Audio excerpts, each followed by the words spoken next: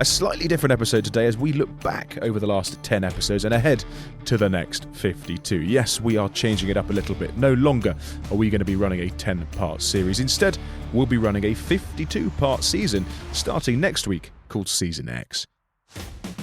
Season X doesn't just include interviews with founders, brands and entrepreneurs, but it also includes investment into our podcast, with microphones being supplied to all guests, new artwork, new sponsors, new team members and increased marketing. Season X, I guarantee, will be the best one yet. So coming up over the next 52 weeks, I chat to founders of businesses and brands such as Octopus Energy, who recently were valued at $4.6 billion. Pip and Nut, who I'm sure you've seen plastered all over London buses, and Cano Water, who have sold some 15 million cans of water since their founding, as well as many more businesses, brands and individuals such as Chase Gin, Tyrrell's Crisps, Schoffel, We Are Wild, the Rebel Book Club and Boundless Snacks. With an episode every Wednesday from 8 a.m. for 52 weeks, we hope you can join us for more insight, more inspiration and more innovation. What makes an entrepreneur? How do you build $1 billion business? How do you hire your first team member? And when should you say no? This is all to come, however, but before we get too excited, I wanted to thank my team at Pinpoint Media for making this podcast the continued success it seems to be. Produced by Dan Miller and Fergus Bruce, edited by Harry Fox and Joe Kinsella, filmed by Madeline Harris and managed by Bethan White and Annabelle Lawton-Smith. They are the real talent behind Success is in the Mind. Right, for those that have missed it, I want to take you on a journey back over the last 10 weeks. Having spoken to 10 truly inspirational entrepreneurs, I have handpicked the little nuggets, the morsels, the tapas of conversations, so you can recap and refresh. I admit, since interviewing Hub Van Brockel on episode 31, I have become a bit of a fanboy, and yes, I have binned off Monster Energy and Red Bull, and now I literally live on Tenzing. You've nailed the brand. I mean, looking at it, it looks excellent. But having looked into, I suppose, the brand over the last couple of years, you change it quite regularly, don't you? Or you have done. You never sort of fully settled on one brand. You do new runs every now and again. Are you happy with the brand now, or do you think that's going to keep changing? Well, which one do you have there? I've got the natural energy plant-based original recipe. No, let's show me the can. The blue one. Yeah, no. So we've actually changed it again. I only got these last week. But now we're done. The great thing, I think, if you work for other companies, let's say as a Red Bull as an example, of course, you'd never touch the can design, right? That was just always there. And there's something really nice about that. So it's like, you can't touch that, but you can come up with a new event or whatever. Yes. And that's nearly the disadvantage of your own business, because you can change everything. And what also was a big one for us is that I started with a single SKU business. Which then also, and then moved to 2 and 3 and 4. And I think, once you have more different flavors and different blends, a different design is needed. Yeah, but the purple taste is my favourite. I mean, they went down well in the office. And just to put some context in place, you guys sent us 50, 60 drinks last week, and today we are on our final can. So, exactly. If that's market research, there you go. So what's the final design then? Yeah, so our original can, the very first one, was just simply blue. Okay. And we had a fade in there, so it was from dark blue to light blue, but that's very difficult to get across, on these kind of, aluminium cans. So you can hardly see that there's a fade. But then you did already produce them, and you had a minimum around 150,000 that you do. And for our first year, we thought our business plan was to sell 1 million cans, and we sold 100,000 of them or something. Crikey! Does it go out of date though, or it not? Didn't. It didn't. Lucky enough, because we, so it's because it's aluminium, and you can actually we do very shortly. We, very shortly pasteurization process to take on. But so I think it's we could. Usually we sell all our current cans because it is a natural product, and you'll feel it does change a bit over, let's say with all the other drinks. And also because it's very low in sugar, it's more subtle. I think with the the likes of the Cokes and the Red Bulls and the Pepsis, because it's so high in sugar, it tastes very the same. But because we're a natural product with lower sugar, so we do try and sell them all within a couple of months. So for me, that was always the big challenge. How do you kind of uncouple that, but still say this stuff really works? And I think if I look at this design, it was just too much energy still.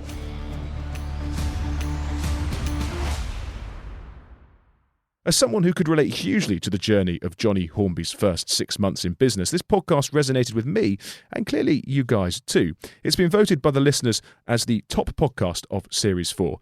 Check out Johnny Hornby from the AM Partnership in episode 36.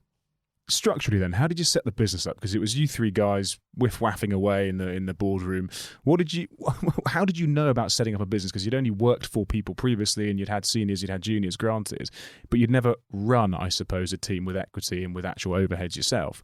What did you do to be able to learn how to structurally set that up? Oh, fuck it up over and over again. I mean, really interesting, like, after we finally did get some advertising and some stuff going, whatever, we didn't have a finance person, so I did the finance. Oh, good. For how long? 6 months, until, in fact, this happened. Somebody said, what have we done about VAT? So, what have we done about VAT? And, so I hadn't done anything about VAT. And so, suddenly start thinking, shit. There's a vat of beer in the corner. Yeah, exactly. That's the only thing there is. There's the bat. There's a bat for the ping pong, but there wasn't any vat. In terms of your experience, both, I suppose, in agency, but arguably in business full stop, you obviously have very much focused on agency life for the last 30 odd years. What stopped you from investing, say, capital that you have been given or indeed generated into other areas, other businesses, other markets? And, why have you been so focused in agency life?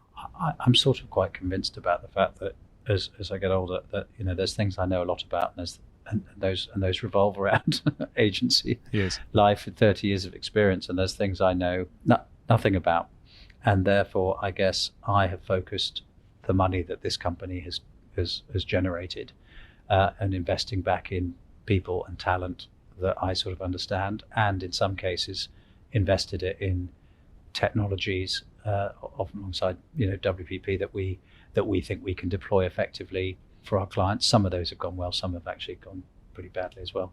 I mean, listen, the business has been very successful, so we've won a lot more than we've lost. But for our clients today, it's about understanding, how do you sell in Amazon? How do you use Salesforce as a business to business tool if you're a subscription business or a B2B player?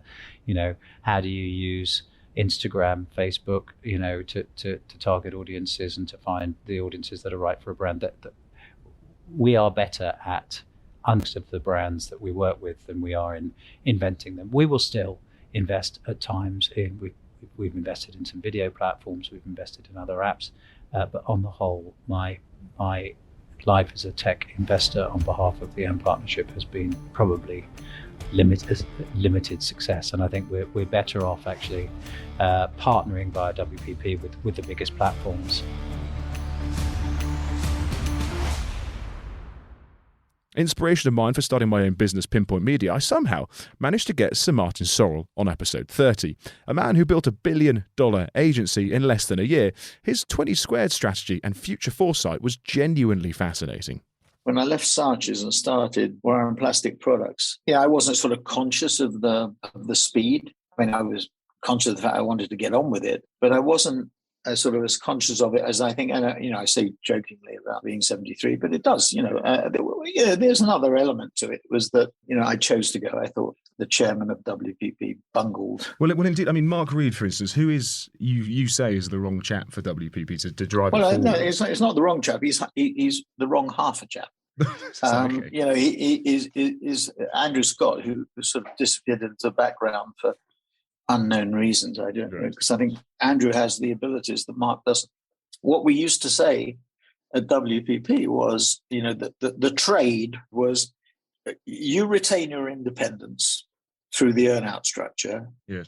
You continue to run your business and we'll do the back office. The trade now in an S4 context is a trade between, obviously because we're a unitary brand, so people are going to have to buy into the unitary brand. So the trade is your brand for access to talent, access to capital, and you're going to be able to carve out space within an enlarged organization. So it's quite an attractive destination.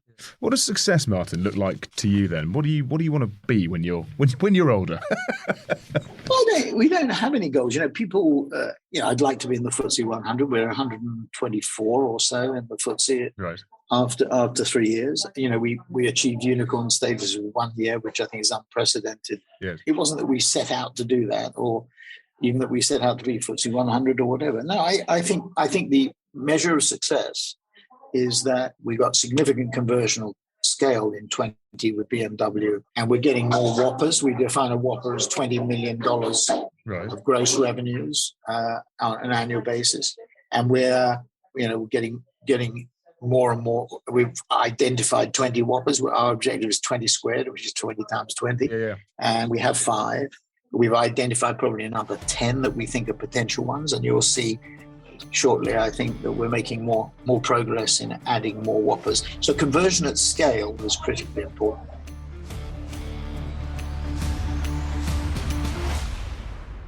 Streetwear and Lionel Messi, two things that go hand in hand. Episode 35, I spoke to the guys at Be Inspired.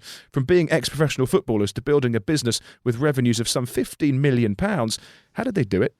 To be honest, probably like we've done everything. We just sort of winged it. We were like, right, we want to go to America, and we just sort of went for it. Do you know what I mean? Like, and then we just try and make it work as you go along. And these countries that we entered, there was no strategy in place, and I think that's what we're aiming towards over the next 5 years, is actually building a strategy of like, this is going to be our plan, our market plan in this country. At the beginning, it was a case of just like, let's throw up our adverts, our content, our videos for our photo shoots, and let's just go from there, and we'll just see what country gains traction a little bit, and that's kind of how we initially started to scale. And the question on everybody's lips, and I mean literally everybody's lips, is how did you get Lionel Messi to wear your shirt? So just kind of through football connections with Dundee United, I was speaking to Andy Robertson from Liverpool. I managed to get couple of tickets for a Champions League game. I was just chatting to a few people. I managed to get in touch with Phil Coutinho's brother.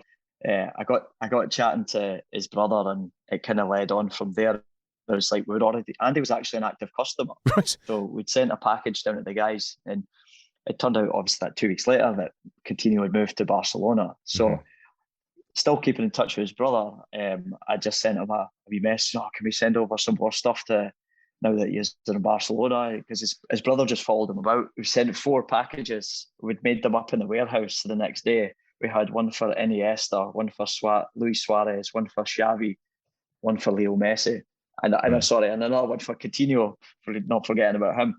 These were sent over to the Barcelona guys. So about 2 weeks later, it was probably a wee bit later than that, there was a picture of Luis Suarez wearing the stuff. We got a few photos. Was he not in Iniesta's video or Xavi's video or something? Yeah, I think it was Iniesta's leaving video. Like they'd done like a thing on the Barcelona page, and Suarez had the T-shirt with a big logo on the front of it. I got a text message on the Christmas Eve to say Messi's on his way back to Argentina on his private jet, and he's been pictured at the airport in Barcelona with your black signature T-shirt on. And then I got obviously like looking on Instagram, and he's just constantly getting tagged and stuff. So obviously he was getting photos with like stewards at the airport and stuff like that. And here he was with a T-shirt on. Everybody was saying, so straight away at Christmas, we're posting this thinking this is amazing. And then you get the comments, oh, it's Photoshop's not real. And it's like, well, it's on Instagram. I've not done it. It's just there. Do you know what I mean? Yeah, so smart. Capsule, really interesting, and one of the youngest businesses we've had on the podcast. Thomas Wynn and his growing team are on a fascinating growth trajectory, and certainly wants to watch over the next 12 months. In episode 37, Tom dialed in from his new co-working office, so I apologise in advance for the audio.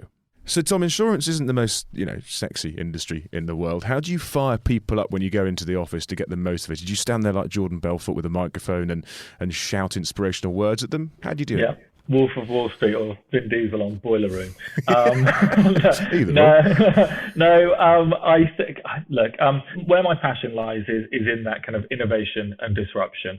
And because of the fact that insurance isn't sexy, it's ripe for innovation and disruption. And so it's our ability to do something better or in a different way than that traditional incumbent. And that really has always been the focus. And then bringing this kind of absolute obsession with kind of customer service and kind of customer centricity to thinking, what do they need? Asking them, what do they need? What do they add value? We invested that time to do that, and they ended up actually valuing what they had. And that actually is a really kind of, it's worthwhile, and people people see the kind of the benefit in doing it. I think Capsule as a business is actually making insurance quite cool. I think the branding is excellent. I think it looks very, very good. In terms of businesses and brands that Capsule have won in their 5-month tenure to date, what does that look like? A couple of examples would be Castor, the Andy Murray-backed sports brand. Their trajectory they're on is just so exciting, and actually it's kind of a privilege to just be part of those journeys. Another similar story, a business called Wild Cosmetics, the guys that make the refillable, recyclable deodorant blocks. So again, there's a sustainable business, just growing this business like crazy over the last couple of years, taking investment from Jam Jar, the guys behind Innocent Smoothies, launching internationally, launching new products, and there's the real opportunity for us to add value. In terms of what your journey is then, but you've been in it for 5 months, it's not even half a year yet. What are you going to do with the business over the next 12, 18, 24 months? You say that you'll be profitable in 2 years' time. What are your overheads at the moment, and how much is it costing you to run it before you'll become profitable? This is when I talk about having a partner that's good at stuff that you're not. Is he the numbers man? Yeah, he really. I'll have to phone a friend. Patch Liam in. Yeah, I mean, the focus is very much on kind of hiring a growth team and then focusing on a couple of these innovation projects. We're looking at revenue-based insurance where businesses are kind of paying month to month based on actual in-month revenue, so they don't end up underinsured or overpaying for insurance based on future projections. We're focused on the ESG piece. The focus really over the next 24 months is finding our way into niches. We're targeting VC-backed businesses. We're targeting high-growth businesses that have maybe won an award, featured on a high-growth list, gone through an accelerator program. And then we're really kind of finding our niche finding our way into niches like fintech or e-commerce or certain worlds that are high growth in themselves, where it feels like there's an opportunity to kind of add real value to these customers as they scale. And in terms of overheads, it's very, very much people. It's kind of really good people. I said we've hired a head of marketing, someone I've been aware of in the market and known but never worked directly with, i.e. kind of in the same team for a number of years. And it's those type of people that I think can really propel the business forward in a way, kind of, because they just have such different skills to myself and my co-founders. And so that's the big cost. And then just investment in technology, but doing it in a clever way so that you're not having to spend hundreds of thousands of pounds up front without knowing whether what you're building is adding real value.